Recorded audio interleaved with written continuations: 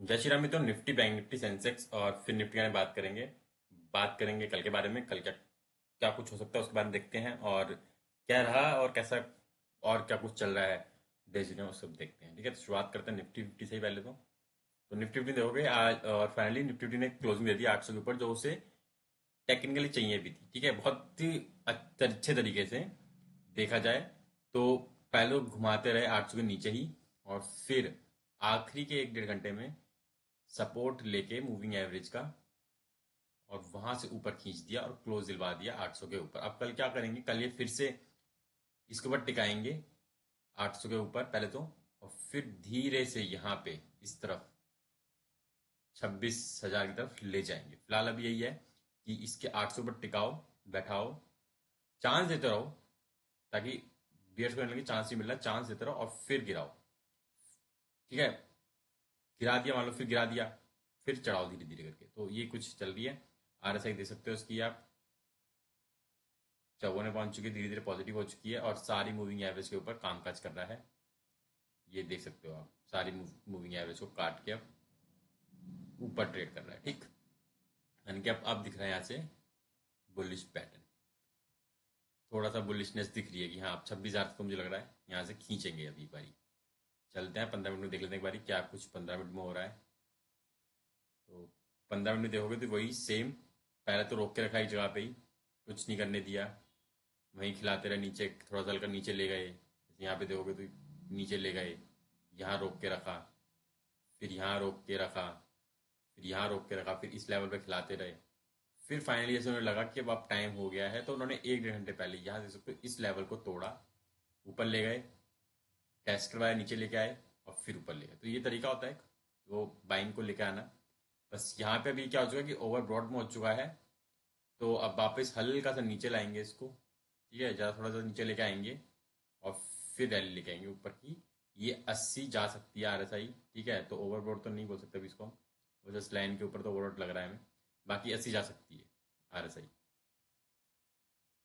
अब देखते हैं इसको, ओआई देख लेते हैं थोड़ा सा। 850, 900, 26,000। तो ये देख सकते हो, ये 10, 1,10,000, 1 करोड़ 10 और 30 लाख यहाँ इंपॉर्टेंट है। ये यहाँ बड़े हैं तो ये डेफिनेटली उन्हें पता है कि 26,000 ऐसे लेके नहीं जाएंगे, वो धीरे लेके जाएंगे।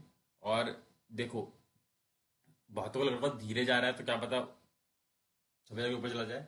ये कंफर्म मत मानना कि धीरे जा रहा है 26,000 के ऊपर चला जाएगा। हाँ, ये हो सकता है 26,000 के पास रुक जाता है, इसके पास रुक जाता है, इसके और इसके बीच में चलता रहता है, एक दिन ठहर जाता है, इसके बीच में क्लोज देता है 26,000 के ऊपर, और 25, 26, 50 के आसपास क्लोज देता है। तो हाँ, डेफिनेटली फिर कह सकते हैं कि हाँ फिर ऊपर ले जाएंगे। अगर वो क्लोज इसके नीचे ही दे रहा है तो मान के चलना फर्दर फॉल के लिए ही है मार्केट, ऊपर नहीं जाएगा। बाकी बस दिखा रहे थे वो, और कुछ नहीं। बाकी आप यहाँ देख सकते हो, यहाँ पे कहाँ पे ये हैगा। ठीक है, नीचे नीचे का देख सकते हो कहाँ पे बैठ सकते हैं, बैठे हैं, यहाँ पे भी देख सकते हैं, यहाँ पे भी हैं। और 61, 63 और 54 यहाँ पे भी देख सकते हो। अभी 25-60 से निकल गया है, पर पुट कॉल साइड ज़्यादा ही है और पुट साइड कम है अभी। ठीक है, चलते हैं बैंक निफ्टी देखते हैं अब क्या कुछ कर रहा है बैंक निफ्टी।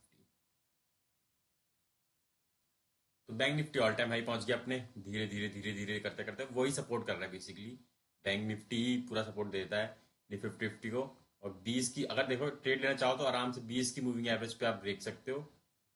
20 की मूविंग एवरेज चल रहा है आराम से मार्केट, ठप्पा लेता है ऊपर, ठप्पा लेता है ऊपर, ठप्पा लेता है ऊपर, ठप्पा लिया ऊपर और फिर एकदम से ऊपर। तो ये अच्छा काफी दिख रहा है कि देखो मूविंग एवरेज के साथ साथ चल रहा है, सपोर्ट ले रहा है मूविंग एवरेज का अच्छा खासा। अब फिर से थोड़ा सा ऊपर जाएगा और ये थोड़ी सी नीचे आएगा मार्केट, फिर ठप्पा लेगा और फिर ऊपर जाने की कोशिश करेगा। नहीं तो फिर ये ब्रेक करेगा तो हो सकता है नीचे भी आ जाएगा, तो बड़ी बात नहीं है। फिलहाल ये साफ दिख रहा है कि मूविंग एवरेज का सपोर्ट ले रहा है, तो मूविंग एवरेज काम कर रही है तो अच्छे खासी दिख सकती है।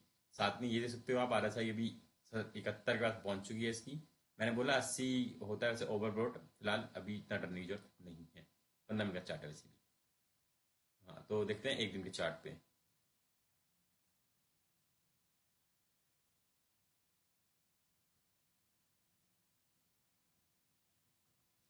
तो ऑल टाइम हाई के पास पहुंच ही गया है।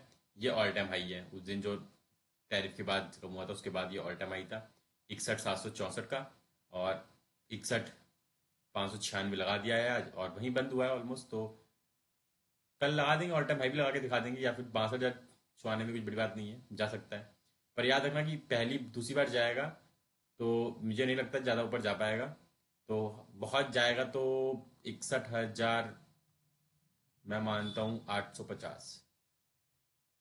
ठीक है, ऑल टाइम हाई है, अब मुझे लगता नहीं है इतना भी, मैं ज़्यादा ही बोल रहा हूँ फिर भी।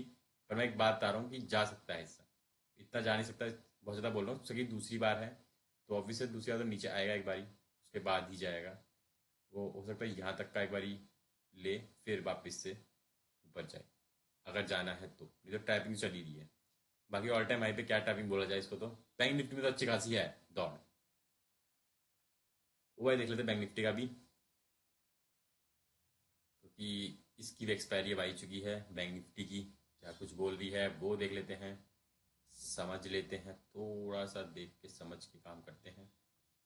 61,500, 62,000 पे 8 साढ़े 8 लाख के आसपास, मात्र 1.25 लाख। तो ये है इम्पोर्टेंट। और 61 पे 1 लाख, 8 लाख, 6 लाख। तो यहाँ बढ़ रहे हैं, इम्पोर्टेंट ये है। ठीक है, यानी कि ओवाई घटेगा और ये ओवाई बढ़ेगा। ठीक है, नीचे अगर जाता है तो ये 12 लाख पहुंच चुके हैं, बहुत ज़्यादा है, डबल है ऑलमोस्ट इससे। और फिलहाल नीचे देख सकते हो यहाँ पे इतना खास है नहीं, यहाँ बने बैठे अच्छे खासे। तो ठीक है, अगर जाता भी है तो इन्हीं के लेवलों में वापस से आके वो ऊपर खींच लेंगे। ठीक, चलते हैं देख लेते हैं वाली सेंसेक्स को भी, क्या कुछ सेंसेक्स कर रहा है। तो सेंसेक्स भी अब वापस से अपनी सारी मूविंग एवरेज के ऊपर ट्रेड करना शुरू कर दिया है, 81,700 के ऊपर। वो भी कोशिश करेगा 84,000 जाने की कल। ठीक है, धीरे धीरे वो भी बैंक निफ्टी की तरह धीरे धीरे ट्राई कर रहा है कि वो भी 84,000 जाए, ट्राई करे और फिर 85,000 की तरफ चाल बनाए। यहाँ रुकता है तो ठीक है, तो चाल बनाए। और उसको भी इसने नहीं लगाया अपना ऑल टाइम हाई, तो सोच रहा होगा कि 2-1 हज़ार पॉइंट है, ऑल टाइम हाई भी लगाई दे साथ साथ। तो ये भी दिमाग में चल रही होगी बात है। ठीक है, सारी मूविंग एवरेज ऊपर है और इसका RSI 52 पे आ गई, ये अच्छी बात है। ज़्यादा दूर बुलिशनेस है और चढ़ सकता है अभी यहाँ से, 85,000 भी जा सकता है यहाँ से चढ़ गया तो ऊपर ही। वो वाली बात है, 84,000 मुझे लग रहा है, 84,000 के आसपास फिर ये भी एक ब्रेक लेगा, फिर नीचे की तरफ। तो 67 पहुंच चुका है इसका RSI, और रेजिस्टेंस लेके थोड़ा नीचे ऑलमोस्ट उसमें ही है, रिथम में है अपनी। और मुझे फिलहाल लगता है 84,000 अब आ जाना चाहिए बारी। 84,000 कल नहीं, कल मुझे लगता है एक्सपायरी तक आपको 84,000 दिखना चाहिए इसमें, सेंसेक्स में भी। ठीक है, तो इसका भी देख लेते हैं एक बारी। ओवाई क्या कुछ बोल रहा है ओवाई।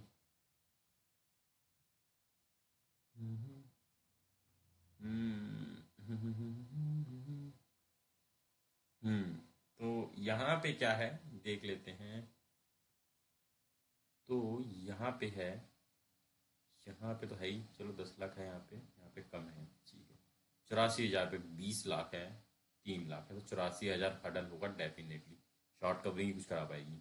नीचे देख सकते हो यहाँ पे 17 लाख है, अच्छा है। यहाँ 10 लाख है, तो डेफिनेटली ये करेगा थोड़ा काम खराब दोनों साइड के लिए, या एक साइड के लिए नहीं, दोनों साइड पे चलेगा ये। तो किधर जाता है वो इम्पोर्टेंट है। अब देख लेते हैं फिन निफ्टी भी। ऑल टाइम हाई पे बैठा फिन निफ्टी, वहीं वापस जाता है। ये भी बैंक निफ्टी की तरह काम कर रहा है, और 68 पे RSI है इसकी, सारी मूविंग है उसके ऊपर, और अच्छी खासी बाइंग चल रही है इसमें। चढ़ता है, नीचे आता है और ठप्पा लेकर 220 मूविंग एवरेज से ऊपर चला जाता है। और अब ऑल टाइम हाई वही 28,500 मैंने बोला भी था कि 28,500 जा सकता है, वो ऑलमोस्ट चला गया, 80 चला गया है। 20 एक पॉइंट हैं जो अब मुझे लगता है वो भी बन ही जाएंगे। ठीक है, आखिरी में गिर गया है एक कैंडल, बाकी पहुंच ही गया है 25,000, 28,500 भी। और फर्दर जाने की चांस ही है अभी तो। अब सबको सही लग रहा है, डिप ही ले सकता है, बस डिप लेगा फिर ऊपर ही आएगा फिर से। तो ये कैंडल दे सकते हो, अच्छी खासी बता रही है कि ऑल टाइम हाई पे है ही तो। और RSI 63 पहुंच चुकी है, और आज हाई भी 483 का ही बनाया है इसने। 500 ही ऑलमोस्ट पहुंचने वाला था, रह गया थोड़ा सा, तो पहुंच गया है ऑलमोस्ट। अब यहाँ से देखो डिप लेता है कहाँ तक की, बहुत इंपॉर्टेंट है। क्योंकि देखो इसने अपनी 20 मूवी वगैरह छोड़ रखी है, ठीक है, वो है 27,800 के आसपास।